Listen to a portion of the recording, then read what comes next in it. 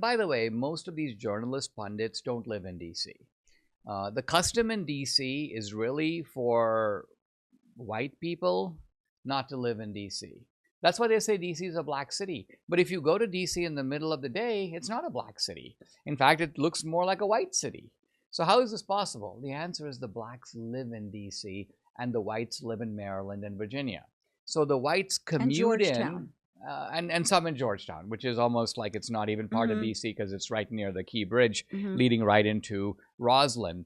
The point being that these white pundits, they kind of drive into DC, they go into a covered parking lot, they take the elevator to their office, and then at 6 p.m. they get in their car and they leave DC. So they're not exposed unless they're going for their 3-martini lunch and get accosted, which is not likely in the middle of the day. But yeah, you can't walk in DC at night. You can't walk alone. Yeah, true. All residents of DC, particularly old people, know this. Yes. And the Democrats know it too. So this is what makes it so disingenuous. But I think where, in a way, they're falling into this trap where they become the defenders of violent crime. And they are running athwart the wishes of the people. If you were to ask the ordinary DC resident, hey, would you feel safer if every time you walk on the street, there was a cop standing over there? Don't you think they'd say yes?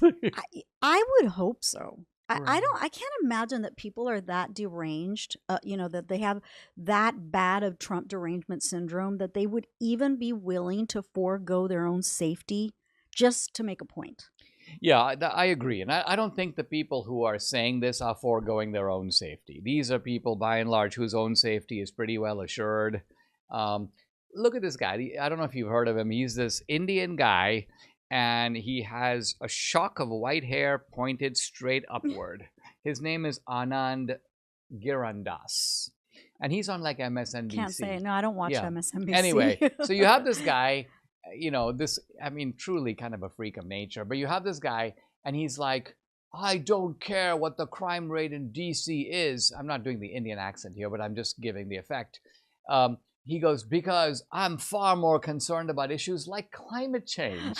So if somebody says that, first of all, what's he worried about with climate change? Is he worried about like his apartment in DC is going to be flooded because the ocean? There's no ocean in DC.